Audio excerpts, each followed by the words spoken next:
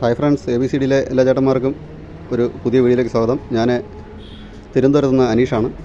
നമുക്കൊന്നൊരു unicorn BS6 വണ്ടിയാണുള്ളത്. ഇത് ഒരുപാട് കാര്യങ്ങൾ ഇതിനകത്ത് എക്സ്പ്ലെയിൻ ചെയ്യണം, പുതിയ കാര്യങ്ങൾ ഒരുപാടുണ്ട്. ഇതെല്ലാം പറയണമെന്ന് വിചാരിച്ച് ഇരുന്നതാണ്. പക്ഷേ ഒരു 2-3 ദിവസം കട അടച്ചിടേണ്ടതായിട്ട് വന്നു.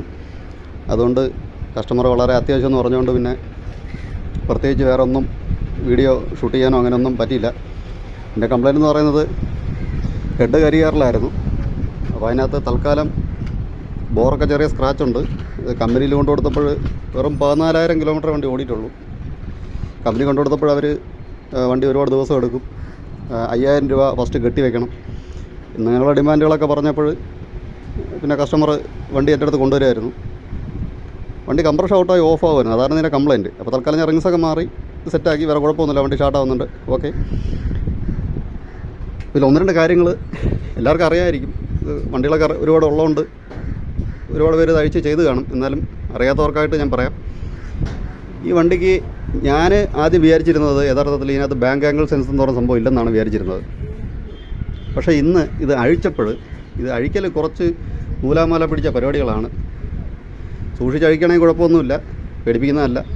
വയറുകളൊക്കെ ഊരുമ്പോൾ സൂക്ഷിച്ച് ഊരുക. കാര്യം ഇതിൻ്റെ ബാങ്ക് ആംഗിൾ സെൻസർ ഇതിൻ്റെ ബാക്ക് സൈഡിലാണ് വരുന്നത്. നമ്മുടെ ഇത് ചാർക്കോൾ കാനിസ്റ്ററാണ് ഇരിക്കുന്നത്.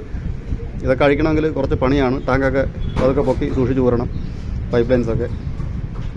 ഇതിൻ്റെ ബാക്ക് സൈഡിലായിട്ടാണ് വരുന്നത് ബാങ്ക് ആംഗിൾ സെൻസർ. നമുക്ക് അഴിക്കണമെങ്കിൽ ബാറ്ററിയുടെ ട്രേ എത്ര അഴിച്ചു കഴിഞ്ഞാൽ ബാങ്ക് ആംഗിൾ സെൻസറൊക്കെ കാണാൻ പറ്റും എവിടെയാണ് ഇരിക്കുന്നതെന്ന്. അതുപോലെ തന്നെ വേറെ പുതിയ സംഭവങ്ങളായിട്ട് പ്രത്യേകിച്ച് വേറെ ഒന്നും തന്നെ ഇല്ല ഇതിനകത്ത്. പിന്നെ വേറൊരു ഇമ്പോർട്ടൻ്റ് ആയിട്ടുള്ളൊരു കാര്യം കൂടെ പറയാനുള്ളതെന്ന് വെച്ചാൽ, ഇതിനകത്ത് ഞാൻ ഇത് ഊരിയ സമയത്ത് 1-2 എറർ കോഡുകളൊക്കെ വന്നു. അപ്പോൾ ഇതിൽ നിന്നൊരു പുതിയൊരു കാര്യം കൂടെ മനസ്സിലായി. അത് നിങ്ങൾക്കെല്ലാവർക്കും ഉപകാരപ്പെടും എന്ന് ഞാൻ വിശ്വസിക്കുന്നു. നമ്മുടെ ഈ BS6 യൂണിക്കോൺ വണ്ടിയിൽ എല്ലാ സ്കാനറും സപ്പോർട്ട് ചെയ്യത്തില്ല എന്നുള്ളതാണ് ഒരു യാഥാർത്ഥ്യം. എൻ്റെ കയ്യിൽ നിലവിലിപ്പോൾ 3 സ്കാനറുണ്ട്.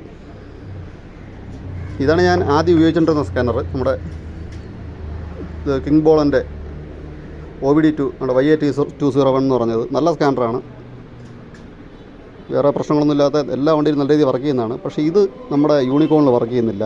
അതുപോലെ നമ്മുടെ V311 വളരെ അഡ്വാൻസ്ഡ് ആയിട്ടുള്ളൊരു സ്കാനറാണ്. ഇതിനകത്ത് നമ്മുടെ ഗ്രാഫ് പോലുള്ള എല്ലാ സംഭവങ്ങളും കാണാൻ പറ്റും. ഇതും ഇതിനകത്ത് വർക്ക് ചെയ്യുന്നില്ല. ഈ 2 സ്കാനറും ഇതിനകത്ത് വർക്ക് ചെയ്യുന്നില്ല. ഞാനത് കാണിച്ചു തരാം, ഓൺ ചെയ്യുമ്പോൾ എന്താണ് പറയുന്നതെന്ന്.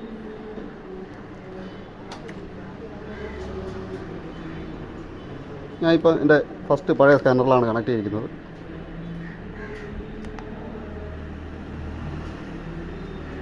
നമുക്ക് ഇങ്ങനെ വരുമ്പോൾ ഒന്നും ചെയ്യാൻ പറ്റത്തില്ല.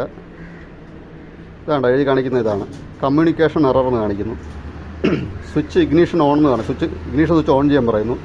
OBD2ൻ്റെ കേബിള് ടൈറ്റായിട്ട് കണക്ട് ചെയ്യാൻ പറയുക. വാഹനത്തെ വെരിഫൈ ചെയ്യാൻ പറയുക. നേരെ OBD2 കംപ്ലൈൻ്റ് ആണ്, verify if the vehicle is OBD2 complaint എന്ന്. OBD2 കംപ്ലൈൻ്റ് ആയിരിക്കും എന്നുള്ളതൊക്കെയാണ് പറയുന്നത്.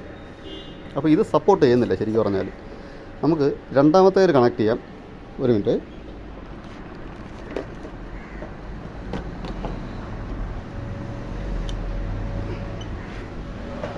ഞാൻ രണ്ടാമത്തേത് കണക്ട് ചെയ്തു.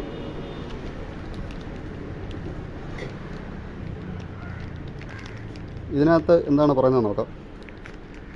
നമുക്ക് എൻ്റർ കൊടുക്കാം. ഇതിനകത്തൊക്കെ എല്ലാം സപ്പോർട്ടാവുന്നതാണ്, എല്ലാം നല്ല അഡ്വാൻസ്ഡ് ആയിട്ട്. ഇതിനകത്ത് അത് തന്നെ പറയുന്നത്, error in communication with vehicle ECU please check. കണ്ടോ, നോക്കിയേ, if the ignition is on. കണ്ടോ, OBD2 കംപ്ലൈൻറ്റ്, സ്കാനർ കംപ്ലൈൻ്റ് എന്നാണ് പറയുന്നത്. അപ്പോൾ ഇത് രണ്ടിലും ഇത് സപ്പോർട്ട് ചെയ്യുന്നില്ല. അപ്പോൾ നമുക്കിനി മൂന്നാമതുള്ളത്, ഇതിപ്പോൾ ഞാൻ ലാസ്റ്റ് വാങ്ങിച്ചതാണ് ഈ സ്കാനർ, നമ്മുടെ V317. ഇത് അഡ്വർടൈസ്മെൻ്റ് ഒന്നുമല്ല, ദയവായി ആരും അങ്ങനെയൊന്നും വിചാരിക്കരുത്. നമുക്ക് ഇഷ്ടമുള്ളത് മേടിക്കാം. ഞാനിതിങ്ങനെ ഒരു സംഭവം കണ്ട സ്ഥിതിക്ക് നമ്മുടെ സുഹൃത്തുക്കളാരും ഇനി ഇങ്ങനെ ബുദ്ധിമുട്ടാവരുത് എന്നുള്ള രീതിക്ക് ഞാൻ പറയുന്നതാണ്. നിങ്ങൾക്ക് ഇഷ്ടമുള്ളത് മേടിക്കാം. ഒരു മിനിറ്റ്, ഞാൻ കണക്ട് ചെയ്തോട്ടെ.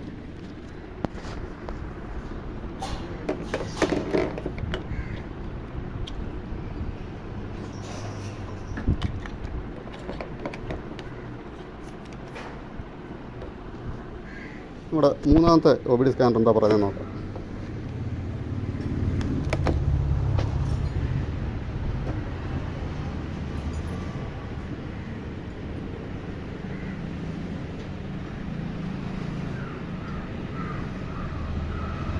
ഇത് സപ്പോർട്ട് ചെയ്യുന്നുണ്ട്.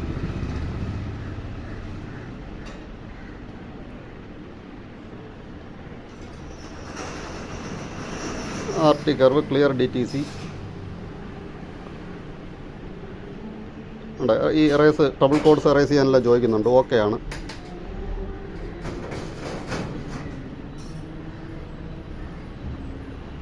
നമുക്ക് വെഹിക്കിൾ ഇൻഫർമേഷൻ നോക്കാം. കാലിബ്രേഷൻ ID നമ്പർ ഇതെല്ലാം കറക്റ്റായിട്ട് കാണിക്കുന്നുണ്ട്. ഓക്കെ ആണ്. ബാക്കിലേക്ക് വരാം.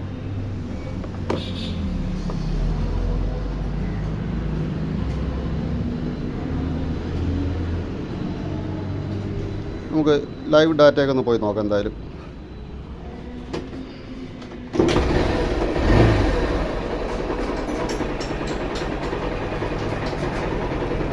നല്ല അടിപൊളിയായിട്ട് വർക്ക് ചെയ്യുന്നുണ്ട്. ഒരു കുഴപ്പമില്ല.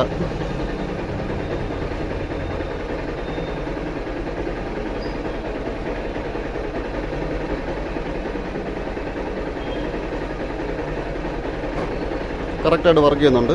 ഈ സ്കാനർ സപ്പോർട്ട് ചെയ്യുന്നുണ്ട് V317. അപ്പോൾ നമ്മൾ വണ്ടി ഓഫ് ചെയ്യാണ്. ഇനി ആരെങ്കിലും നമ്മൾ സ്കാനർ വാങ്ങിക്കുകയാണെന്നുണ്ടെങ്കിൽ സ്വല്പം കൂടെ അഡ്വാൻസ്ഡ് ആയിട്ടുള്ള ഇത് BS7 ഒക്കെ സപ്പോർട്ട് ചെയ്യുന്ന സ്കാനർ എന്നാണ്. ഇത്